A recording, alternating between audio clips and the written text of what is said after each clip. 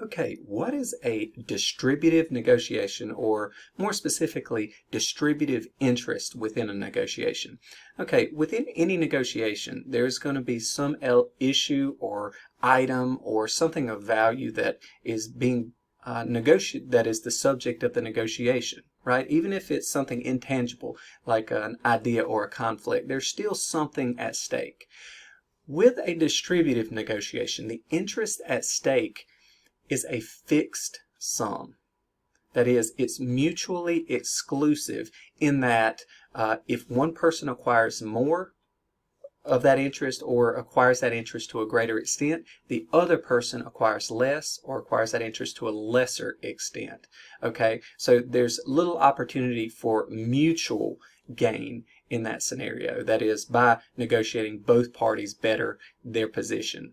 Okay, in that scenario, you cannot create more of that interest. We call it, as an analogy, a fixed pie.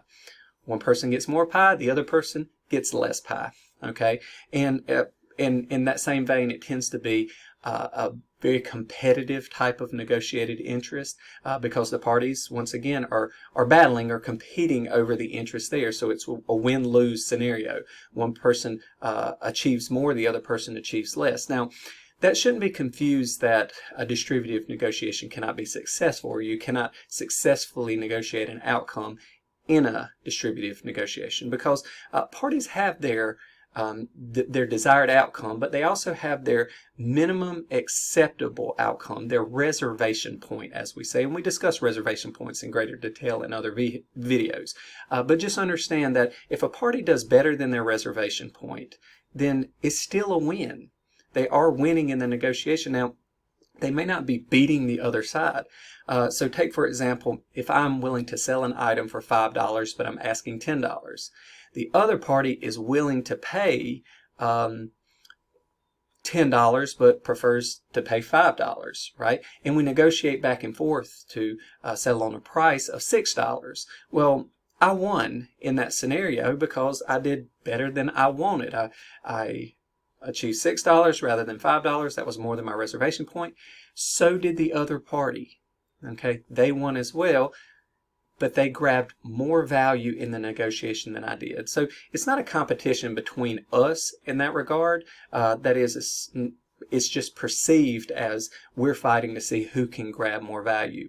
And I will say, oftentimes in distributive negotiations, the negotiation fails because the competitive aspect of it, the idea of who grabs more value, causes the negotiation to fail, even when it shouldn't, even when you are within the zone of potential agreement, right? Simply because of aspects of procedural fairness or whatnot, or the idea that one party is taking advantage of the other, or the inability to accept that the other party is grabbing more value in the negotiation than you. Okay, so these types of negotiations are most common in common interest single transaction scenarios, because when you have multiple or continued relationship transactions, normally there are additional interests, most notably future transactions in the relationship that you share, that can be combined in there to make it more of a compatible or integrative type of negotiation, which we'll discuss in separate videos.